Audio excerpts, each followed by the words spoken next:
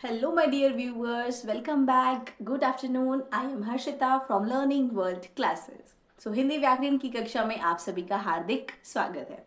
I hope कि आप लोगों ने जो पुरानी वाली वीडियो है उनको भी देख लिया होगा कि जिसमें हमने सर्वनाम का बेसिक परिचय पढ़ा था कि सर्वनाम होते क्या हैं, कहाँ कहाँ पर इस्तेमाल किए जाते हैं, उसके इम्पॉर्टेंट या महत्वपूर्ण स्थान या फिर कार्य क्या है। ठीक है, basically the function of pronouns in Hindi. ठीक है, उसके बाद एक वीडियो हमने डाली थी जिसमें हमने पढ़ा था सर्वनाम का जो पहला भेद है, यानी कि पुरुषवाचक सर्वनाम, जिसमें हमने जाना था कि पुरुषवाचक सर्वनाम क्या होते हैं और उनके कितने भेद होते हैं और कौन कौन से भेद में कौन कौन सी कैटेगरीज आती हैं। ठीक है, तो सर्वनाम बेसिकली मैं दोबारा से रिकॉल कर देती हूँ, जो स्टूडेंट्स आज से ही वीडियो देख रहे हैं उनको भी समझ आ जाएगा। ऑलराइट, सर्वनाम जो शब्द है बेसिकली हम शुरू से पढ़ते आ रहे हैं, जो शब्द संज्ञा के स्थान पर प्रयोग किए जाते हैं वो सर्वनाम होते हैं। ठीक है, तो बेसिकली हम क्यों यूज करते हैं? रिपीटेशन को कम करने के लिए, ठीक है, सरलता और सुंदरता को बनाए रखने के लिए। जो बार बार पुनरावृत्ति होती है ना, यानी कि हम बार बार एक ही वर्ड या एक ही नाउन को बार बार रिपीट करते हैं, उसको कम करने के लिए। ठीक है, और भाषा की जो संक्षिप्तता है ना, यानी ब्रीफनेस, जितना हमने लिखा प्रिसाइज, उसको ही इजीली मतलब इजी बना करके लिखने के लिए भी हम सर्वनाम का इस्तेमाल करते हैं। सर्वनाम का जो मतलब है उसका मतलब क्या है? सबका नाम, यानी सभी के लिए हम यूज कर सकते हैं।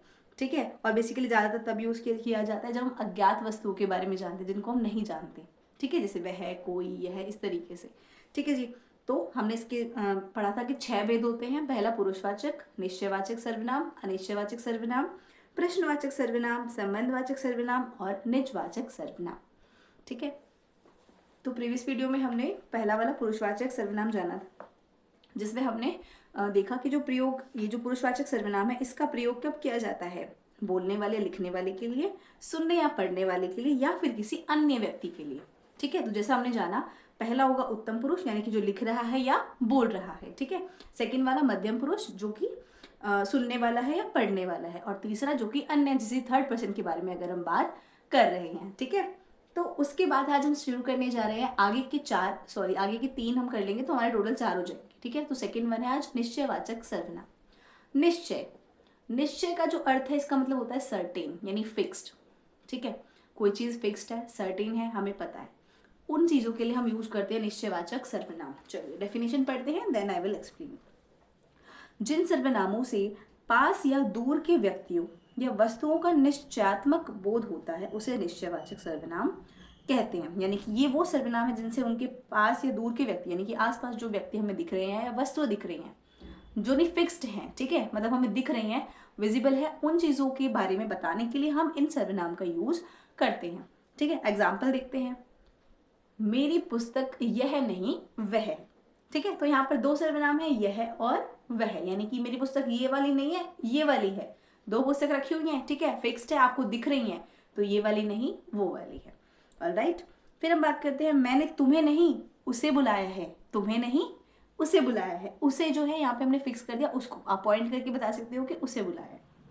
ठीक है, एक और एग्जाम्पल देख लेते हैं, जैसे मुझे तुम्हारी यही बातें अच्छी लगती हैं। जैसे मान लो कोई पर्सन है, तो आप उससे बोल रहे हो कि तो मुझे ना तुम्हारी यही बातें अच्छी लगती है, जो भी क्वालिटी उसके अंदर है उसकी आप बात बता करके उसको बोल रहे हो। ठीक है, तो ये है हमारा निश्चयवाचक सर्वनाम, यानी जिनको हम जानते हैं या दिख रहे हैं, जो हमें पास या दूर के व्यक्ति या वस्तुओं के बारे में ये बताता है।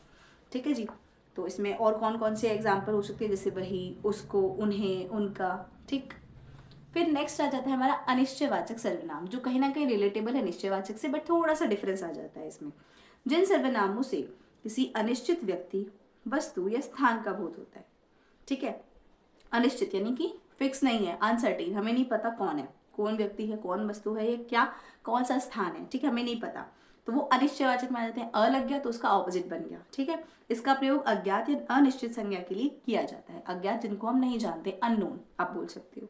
ठीक है, जैसे कोई दरवाजे पर खड़ा है, कौन है हमें नहीं पता, अनिश्चय है ना, नॉट फिक्स, नॉट सर्टेन, हमें नहीं पता, कोई है, हो सकता है कोई भी हो, है ना। दूध में कुछ गिर गया, हमें नहीं पता क्या गिरा है, कुछ गिर गया।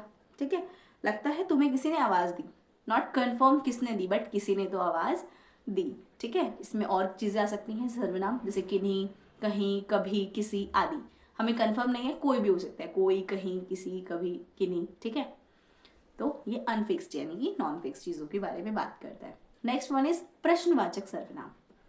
देखो, नाम से पता चल रहा है प्रश्नवाचक, तो प्रश्न होगा, यहाँ पे क्वेश्चन होगा। जिन सर्वनामों से किसी व्यक्ति, वस्तु या स्थान के विषय में प्रश्न का बोध हो, यानी कि इन सभी के कॉन्टेक्स्ट में कहीं ना कहीं कोई क्वेश्चन या प्रश्न हम पूछ रहे होते हैं, तो हम प्रश्नवाचक सर्वनाम का इस्तेमाल करते हैं। अच्छा, इन सर्वनामों का प्रयोग अज्ञात संज्ञा शब्दों के बारे में प्रश्नों के रूप में ही होता है।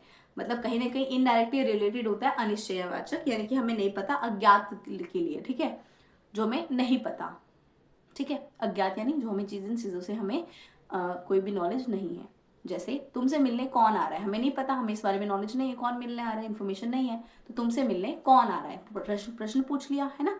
तुम्हारा नाम क्या है, हमें नहीं पता तुम्हारा नाम क्या है, तो यहाँ पूछ लिया तुम्हारा नाम क्या है।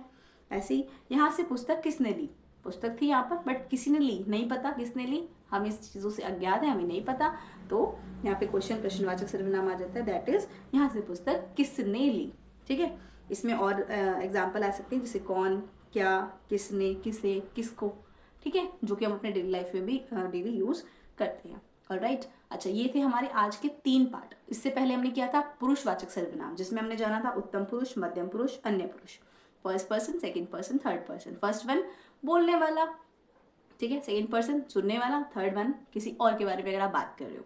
सेकंड वन इज निश्चयवाचक, जब कोई फिक्स चीज़ों के बारे में आप बात करें जो आपको दिखाई दे रही हैं, आपके पास है या आपके दूर है, ठीक है, यह है, वह, उसको, उन्हीं, वही।